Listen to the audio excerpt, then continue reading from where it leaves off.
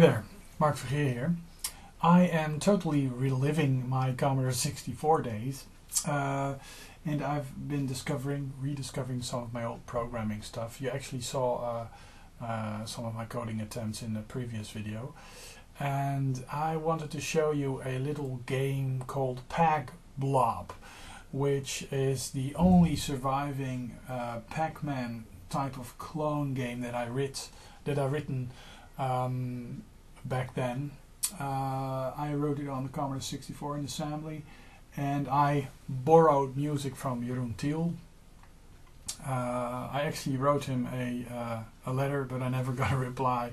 But I hoped I was able to use his music. I actually wrote it down in the title screen that I actually had permission, but I didn't. So because he never replied, I think maybe my letter never arrived. I found out his address through various people, but it may have been a false address, I'm not sure. But the good thing about this is that I was mostly focusing on the AI of the little it's character based all, but I was focusing most on the little pluses, that actually the flashing pluses, the ghosts, if you will, because you can make them very home in on you 100%, but you have to make them a bit stupid and have to make them do their own ways. And I actually was quite pleased by the result, because it's actually quite easy to program ghosts to just home in on you and kill you instantly, but these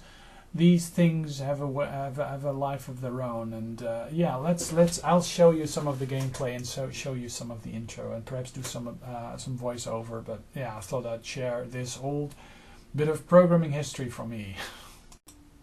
So this is the game PacBlob that I did, and I hope to get permission from Jeroen Tiel to get his music, but I never got it. It's a proof of concept.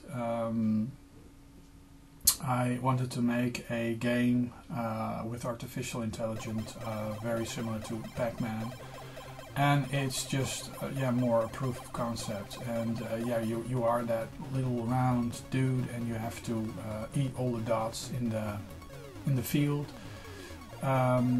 If those flashing pluses, if they touch you, you lose a life.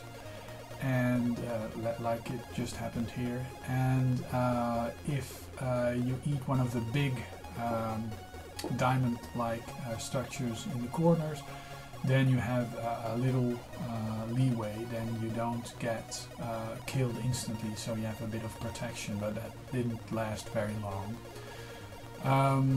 What I did in this game was actually focus on the homing in routines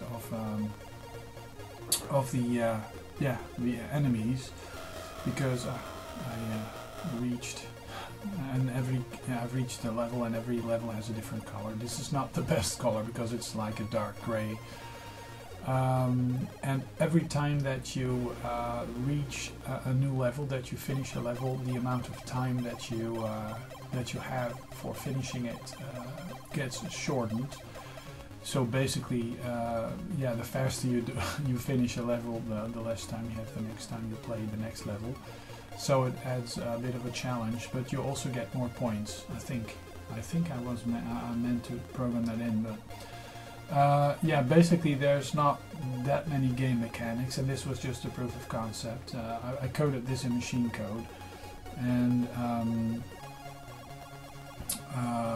I wanted to do this with redone graphics, with sprites and stuff. I even thought about doing, I lost here. I also thought about doing a, a 3D version of it, but yeah, as you can see, I was pretty happy about the AI of the two enemies that follow you around. Because they don't home in on you. They don't home in on you 100%. They do their own stuff. But they will, with each level, they will home in on you more and more. But the game over routine and some sort of sound routine or indication that you lose a life, that is sadly still missing from this.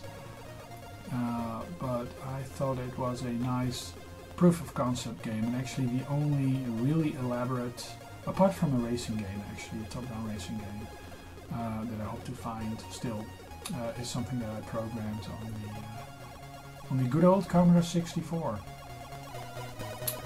So let me see if I can finish this, or perhaps it's game over, I'm not sure. But yeah, PacBlob. I even did a port on it on the PC that I must have still lying around or something. But yeah, game over. You've lost the game. And the highest score is 438. Okay, Mark signing off, and I'll be back with another video. Let's check out some other demos I did.